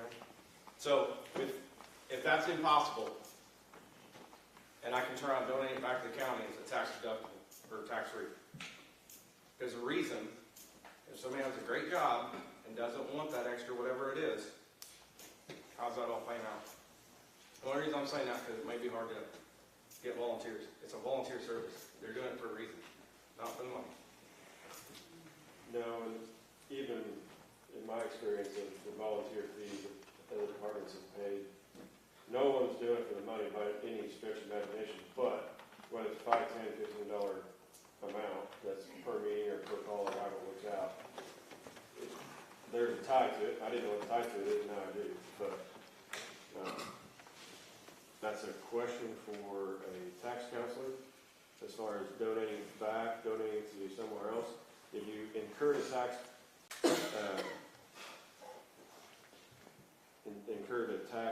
obligation, and then you turn around and you donate that exact amount to somebody else or to a charity or whatever, you would surely be, setting yourself up for some sort of deduction. But that's up for a tax counselor, not myself, but I don't know. I think it's a very good question to figure out, because I mean, anyway. Yeah. Public body comment. Public body comment. Right. Yeah, just a couple things brought up in public safety the other night. There was a question about how the lease started with the dive shed. There's all kinds of discussion about what actually happened. I'm looking at a board meeting minute from September 10th, 2008. Can't tell you the page, but there's several pages. Most of us probably know who Dick Clark is, very respectable businessman in the community. He was a Rescue Squad Committee chairman. And it says Rescue Squad Committee Chairman Glenn R. Dick Clark stated that Shelby County Community Services were preparing an agreement for the Rescue Squad and dive team to use the former Hall and Masonry building on North Morgan as an equipment storage facility. The agreement provides for the county's responsibility for the building utilities. The motion was made by Mr. Clark to approve the county's responsibility for the Hall and Masonry building utilities as presented. Richie Reynolds seconded, all voted aye, and motion carried. They didn't agree to sign a lease. That's why we don't have a lease. Second thing is, I don't believe that Scott Enkoff was ever an employee of the county. I don't know that he ever served on a board, was a committee person. So I want to know if, you're saying that was yours the whole time, which I think I just indicated it's not. Wouldn't there have been some sort of a vote to, sign a lease? There would have been some sort of a meeting minute that said, we agree, we're going to vote to sign a lease with that department. You don't have to answer, that's not important. The next thing I want to read is an email. This is dated 7/12/23. And the persons copied on this are Chris Smith from Gallagher. He's our rep that came and spoke to us a while back. Let's see. Andrea Baird. I'm sorry, I can't read part of this. Linda Talarico, Cody, Bobby, Rich, Tim, Cor, Letitia, Jamie Bruner, and then I believe Marcia's District 10-1. It doesn't have her name, but that's close enough. Here's what he said, and I believe this was the afternoon after the dive team got shut down, but I'm not certain of that. I don't have it in front of me. Hi, Martha. Based on your comments below, the dive and rescue squads each have line item budgets within the county budgets that have been approved each year by the county board. With this in mind, the dive and rescue related activities at each squad are sponsored by the county and would be covered by the county's insurance, subject to existing policy terms and conditions. We do ask that you communicate with our team as it relates to a timeline in which both units will be properly established, including board oversight. This should be a priority item to the board. Now, did he say they're not covered? Am I not good with my English? No, he didn't. He did not say that they were not covered. Anytime I call my insurance agent, if I buy a four-wheeler, a truck, a car, a new home, I call and I say, am I covered for this, this, and this? We bought a four-wheeler. Will this cover the neighbor kid if he gets hurt playing on the four-wheeler with the kids? And he says, well, let me look at the policy. And he'll say, well, your existing limits cover this and this. And if I need some insurance, what does he do? He calls me or emails me back and says, you need to add this, and it costs $12 more a month. I have a real concern with claiming that they're part of our county, when clearly there's never been a vote. That's why there is no lease in there. And who decided, who had the infinite wisdom to decide that a obviously private agency that you argued had not been properly formed agents, that you can just take over their equipment, their building? You don't have a lease with community services. You do not dictate policy to them.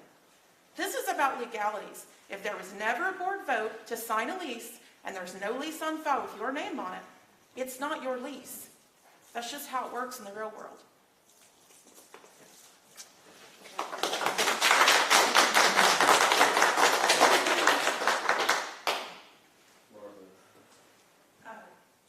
The key sentence in that email that you read, Christine, is subject to policy terms and conditions. And as we've established tonight, there was not workers' compensation coverage based on the workers' compensation statute. We've done that properly tonight by putting this language into the resolution. So, again, very, very important sentence. Subject to policy terms and conditions. In that very, very lengthy thread, that is the last of a multitude of emails, and there is one within that thread that came from, Sonny, help me out. Do you remember, what's the name of that law firm? Ansel Lane, thank you. There's, yes, if you go through that entire thread, that email from the gentleman at Ansel Lane, Senior Counsel, is also extremely important because he refers to the work comp statute. I believe that email refers to being a paid or non-paid volunteer, and cover it. Whatever the language is in it, I don't have it in front of me, so I can't speak it verbatim, but I can say that that particular email in that whole thread was of huge concern. So, reading one email out loud out of a thread that is extremely long with multiple people being added at different times, again, I'm just going to go back to subject to policy terms and conditions, and as has been discussed at length here tonight, without this resolution, without paying those members and making them a paid volunteer, there's an extremely strong likelihood that they would not have been covered. Public body comment? Public body comment? Yes. Yes. I want to thank, of course, my parents for coming. I kind of have been trying to keep them out of this for the last year. They haven't come because we lived through a really tough experience ourselves, all of us, together. That's why I started originally coming, if you remember all my comments about humanity, treating each other with respect, do unto others as you would do unto you. That was why I originally came. Because our lives were destroyed. Destroyed. My 75-year-old dad, who was a minister, an EMT, my mom who had to watch, my children who had to watch.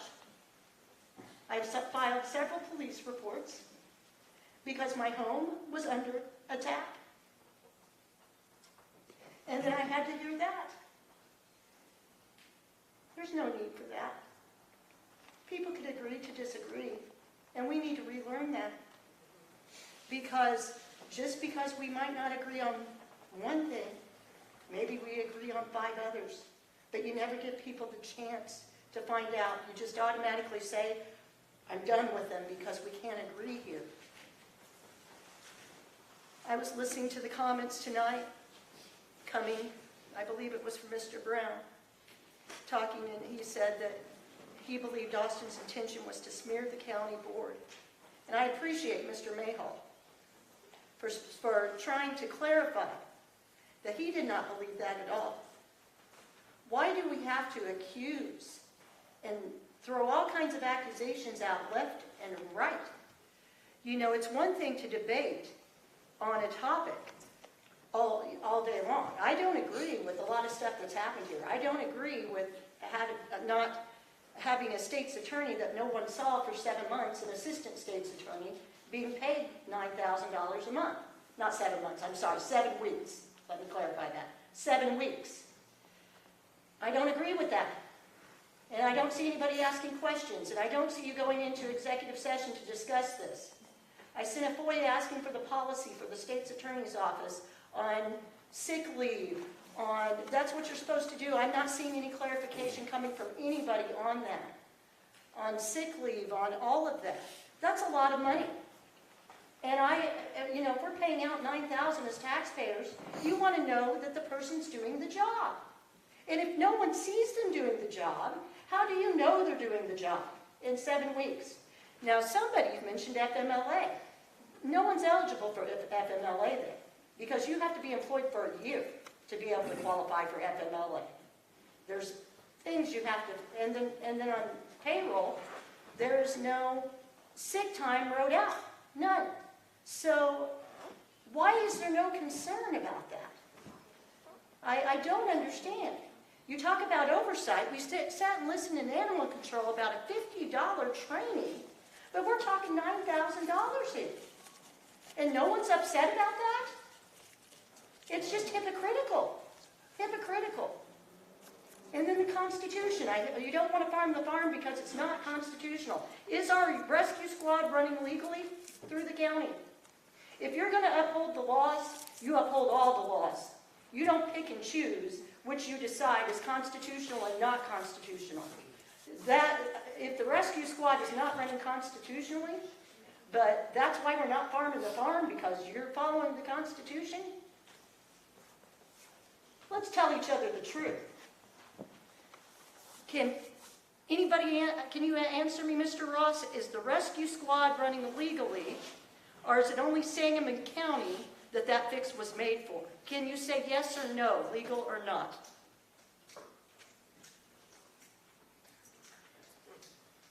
Okay, and there's my answer. Because I know the answer. So when you stand up and you talk about farming the farm, you're not going to, because we're follow the Constitution.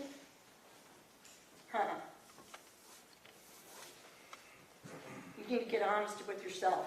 You know, it all ties into this local Republican, Democrat.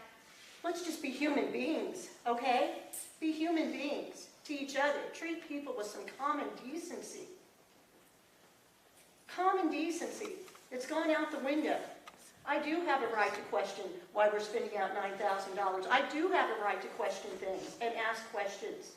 I have a right to comment on whatever social media page I want.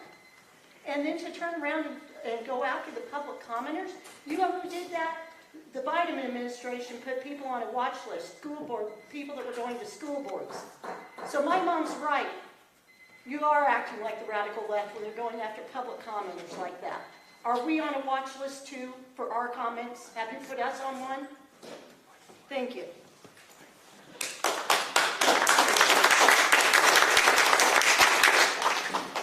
Public comment. Yeah, Jim Cole. I think Sonny should probably give us the names of some other dive teams that are being paid, because I can't find anyone in any dive team in Central or Southern Illinois that's being paid. So maybe Sonny needs to explain all this to them, that they can't do this, and what they're doing Sonny said he couldn't understand why we didn't have a mutual agreement with the state police and the dive team. No one has one with them. So, we still have a dive team if it wasn't for Sonny Rock. So now he wants to negotiate 7 months later and try to negotiate with the team. I believe, Sonny, why didn't you try to negotiate with the team back then instead of asking them to stand down? Because that's what you did, and they stood down, and you should have been satisfied because you got what you asked for.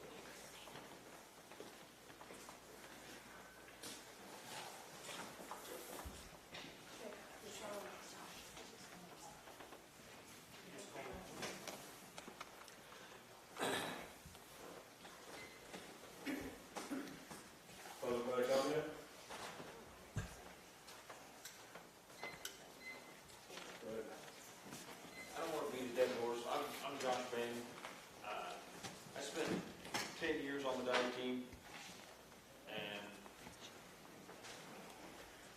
I can appreciate what you're trying to do as far as get this all put back together and get divers in the water. And I don't know how many applicants you've got, but you're not going to stand up. Taking applications, and you're not going to stand up a dive team in the next 5 years, 6 years.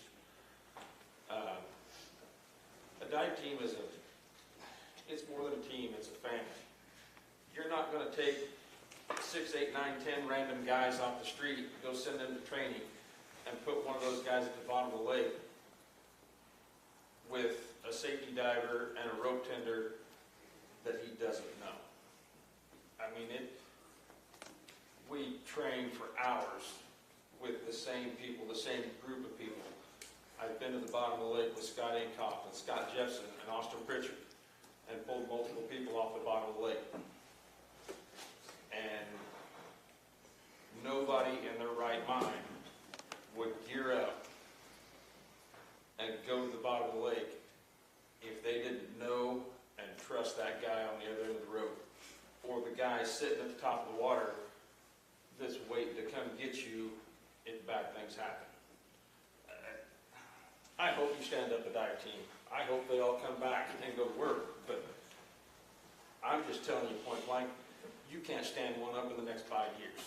You can't get a group of guys to trust each other enough, that much, to go to the bottom of the lake and do the things that they do in the places they do it. Because they can't trust. As much as you want to trust the guy on the other end of the rope, or the guy at the top of the water that's going to come get you and save you, you can't. We train hours and hours and hours in order to trust the person that's at the other end of this deal. And I'm telling you, you can't take a half a dozen or a dozen guys, random guys, and put them together and stand up a team that did what those guys did. Can't do it. I hope you do, but you screwed up. Thank you.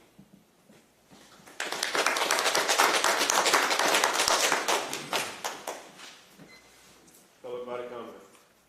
Well, seeing we're going to respect, when I came home from the last meeting last week, my husband set me down, rewound the thing on the meeting, and we have a man sucking a sucker that you can actually hear.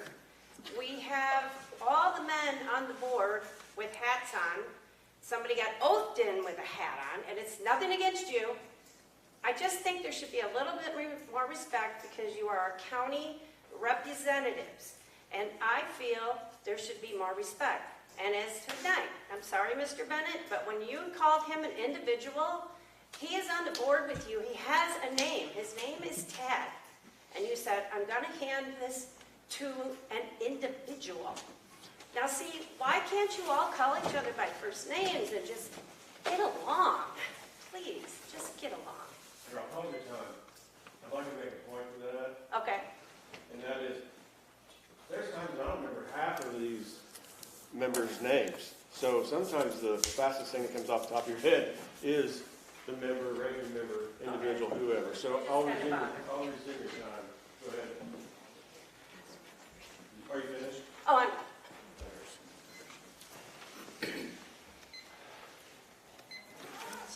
Public body comment. Wait. I have one question. Does the rescue squad have workers' comp right now? Are they under workers' comp? I think that was a question last night in public safety, that Sunny said that rescue squad is not part of public safety, which we thought they were, so he couldn't answer that for us. So somebody that's over the rescue squad, can they tell us if the rescue squad has workers' comp right now?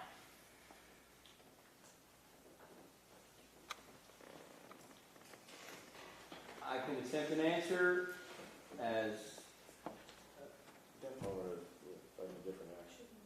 Mr. Mayall and I have heard some of the same language, and it is, to say that it is blurry is an understatement, and the understanding is that SERMA understands we are actively, aggressively working to solve the issue. We are keeping them apprised of every step that is made, and there's not an issue at this time that warrants grave concern. So we don't know if they're under workers' comp then? I don't want the rescue squad shut down. I just want to make sure they're good to go so this doesn't ever happen to them. And I know that's a question a lot of people have asked, and I'm on live feed and there's questions coming through, and that's one that people are asking me to ask. My Does understanding rescue is squad they have workers' are. comp? My understanding is they are, and part of that understanding comes from a previous incident where our workers' compensation did pay them. Because again, it's two different entities, it's two different things, and things are named this and things are named that, and my understanding is they are. Now, if anyone has any different understanding than that, then that needs to be brought to the attention of the board so that we can figure that out. Well, then I'll do that now, because in my conversations today, rescue was not one of the entities listed by Mr. Smith. And we didn't go into the details because my scope was mostly on dive, but he said it strongly needs to be looked at because there's considerations that they may not be covered. And so. Do the rescue squad workers, do they get paid? Or is that straight volunteer? Does anybody know that either? They're volunteers, straight volunteers. They do not receive compensation. So why can't the dive team do the same as the rescue squad then? Belina, I'm working on it. That's all I can tell you. In the first place. Okay, well, just off topic, I didn't know that you even served on the dive team ever until last night. Can you tell me how long you served on the dive team? You're taxing my memory, but it was not long, I can assure you that. I cannot. Like 1 call, 2 calls, 1 month is what we've been told? You went to 1 Is it meeting? relevant? No, kind of it is. You served on the dive team, you have experience, so it kind of is. Well, that's public record. I'll go find that for you. Appreciate that. I'm done. Did you say that the rescue squad has had a work comp claim paid out? Well, that answers that question right there. If they're not covered, they're not going to pay. But is that a gray area, Brett? I mean, If they paid out once, how's it a gray area? I mean, my insurance has never paid me and didn't say, hey, you ain't got insurance. I'm not. I would say if they paid once, that's pretty much a precedent of that they're covered. I don't know why they'd pay once and then all of a sudden turn around and say, you're not covered. I mean. Mr. Chairman, may I be recognized? Yep. The issue of the rescue squad is of significant concern. It is of significant issue, and actions are underway to remedy the situation wholly. As soon as that information can be released, I promise you, I will let this board know immediately. Public body comment. Public body comment. Public body, Teresa. Okay. A year ago, when this board came to be, as we are now, and we're sworn in, I stood up and said, I am the only Democrat on this board, and I hope that we can work together to get things accomplished. I am on the Finance Committee, I'm on the Public Safety Committee. I have been treated with so much disrespect by the Public Safety Committee chairman as of lately. I left the meeting. I'm not proud that I had to walk out of that meeting, but that man, all I have to do is start to say something, and he just gets, you can just tell by the expressions on his face, he's just mad. And irritated is a good word for it. And he got that way last night, and everybody got to watch it that was watching it live on the YouTube. And all I was trying to do was ask questions. Nobody that was sitting there, the other members of that committee, stood up for me, said anything about, you need to let her talk. He just kept saying, point of order, point of order. And I didn't know what he was trying to tell me. But I think he was trying to tell me to sit down and shut up, is what I think he was trying to tell me. And I had questions because Sonny's the one that brought up about the insurance and stuff while that meeting was going on. So, I don't know, maybe Mr. Chairman, you need to take me off public safety. No. Because we can't, I can't be treated that way by people. I don't treat anybody that way. He didn't recess the first meeting right, and then we go back in, and I explained to him that he needed to review Robert's Rules of Order because the Safety Committee has a whole 2 pages of rules to go by, and Robert's Rules is on that. And he did not follow his own rules. So, I don't know what the answers are. I'm not going to resign my position on this board, and I am running again. So you're not going to get rid of me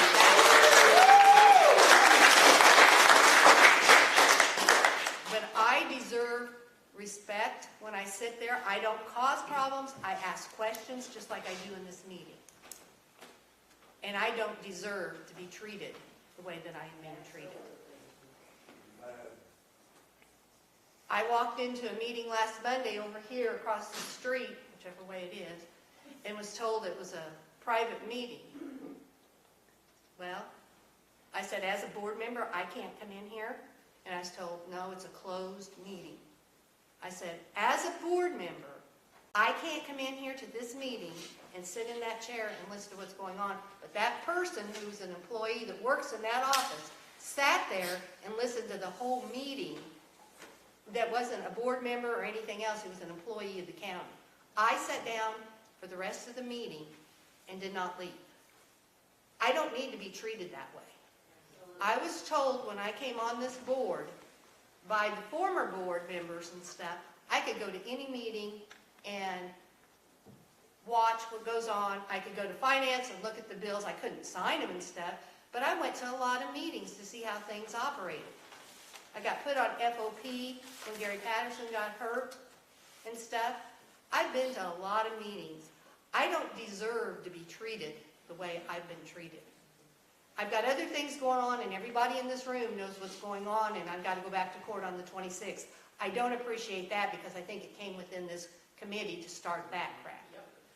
But I haven't backed down from that one either. So that will be resolved. But I deserve more respect than what I have been getting.